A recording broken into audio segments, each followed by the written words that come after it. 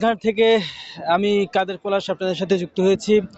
বিশেষ করে বিএনপির ভারপ্রাপ্ত চেয়ারপারসন তারেক রহমানের আগমন ঘিরে চাঁদপুর লঞ্চঘাটে আজকে সারাদিনই নেতাকর্মীরা ঢাকার উদ্দেশ্যে গিয়েছেন।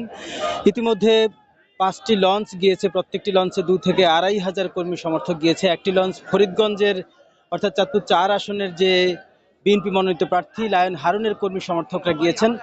বাকি 4টিতে করে চাঁদপুর সদরের অর্থাৎ চাঁদপুর হাইমচর এবং চাঁদপুর সদর এই 2 উপজেলা মিলিয়ে চাঁদপুর 3 আসন, এই আসনের নেতাকর্মীরা গেছেন এবং অনেক নেতাকর্মী ইতিমধ্যে ঢাকায় পৌঁছেছেন। আজকে সারা দিন থেকে এখন পর্যন্ত প্রায় 25 থেকে 30,000 নেতাকর্মী ঢাকা পৌঁছেছেন। অনেকেই বাসে গিয়েছেন, কেউ লঞ্চে গিয়েছেন। তবে চাঁদপুর থেকে মোট 7টি লঞ্চ যাবে আজকে। ইতিমধ্যে একটি লঞ্চ ইতিমধ্যে এখনই রেডি করা আছে, যে লঞ্চটি 11টার দিকে ছাড়বে। এছাড়া প্রতি ঘন্টায় বা নির্ধারিত শিডিউল মোতাবেক যেসব লঞ্চগুলো ছাড়া হয়ে থাকে সেই লঞ্চগুলো যাবে।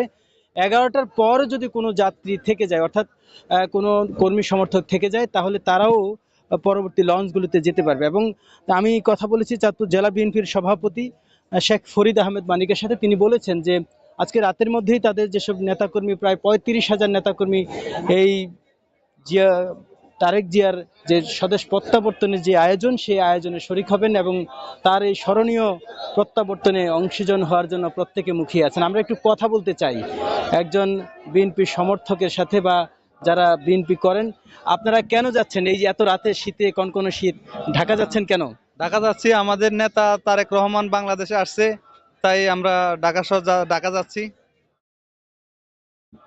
আমরা আসলে সমস্যা হচ্ছে যে যারা যাচ্ছেন মূলত এখানে আহ, তারেক রহমানের যে প্রত্যাবর্তন, সেখানে যারা অংশীজন হতে যাচ্ছেন, বা এই আজকের দিনটি বা আগামীকালের দিনটিকে তারা স্মরণীয় করে রাখছেন, এই ইতিহাসের অংশীদার হিসেবে থাকতে চান। কারণ যারা এই 17 বছর তারেক জিয়াকে দেখেননি, আজকে বা আগামীকালের যেই অনুষ্ঠান, সেই অনুষ্ঠান স্থলে নিশ্চয়ই তারা নিজ চোখে তাদের এই স্বপ্নের রাজনৈতিক ব্যক্তিকে দেখবেন। সে প্রত্যাশাই আসলে চাঁদপুর থেকে দলে দলে মানুষজন ঢাকায় যাচ্ছেন। আমরা শুধুমাত্র বাস এবং লঞ্চে না, চাঁদপুর থেকে বিভিন্ন ছোট ছোট পরিবহন, বিশেষ করে প্রাইভেট কার, মাইক্রো, সেসব গাড়িগুলো কিন্তু ঢাকায় যাচ্ছে এবং সেসব গাড়িতে করে অনেক নেতাকর্মী ঢাকায় পৌঁছেছেন।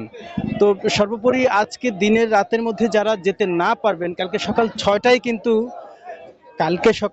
থেকেও কিন্তু যাওয়ার সুযোগ আছে। কারণ এক্ষেত্রে চাঁদপুরের ঠিক 6টা থেকেই প্রতি ঘন্টায় ঘন্টায় হচ্ছে নিয়মিত যেসব লঞ্চগুলো আছে, সেসব লঞ্চ শিডিউল মোতাবেক ছাড়া হয়। যদি কোনো কারণে কোনো নেতাকর্মী না যেতে পারেন, তাহলে পরে যেতে পারবেন। তবে ইতিমধ্যে জেলা বিএনপি যেসব শীর্ষ নেতারা আছেন, তারা বলছেন যে তাদের বেশিরভাগ নেতাকর্মী ঢাকা পৌঁছে গেছেন এবং ঢাকায় যেসব নেতাকর্মী অবস্থান করেন, ব্যবসা বাণিজ্য করেন, তারাও কিন্তু কালকে সেই মহেন্দ্রক্ষণে অংশ নেবেন। এ ছিল আমার কাছে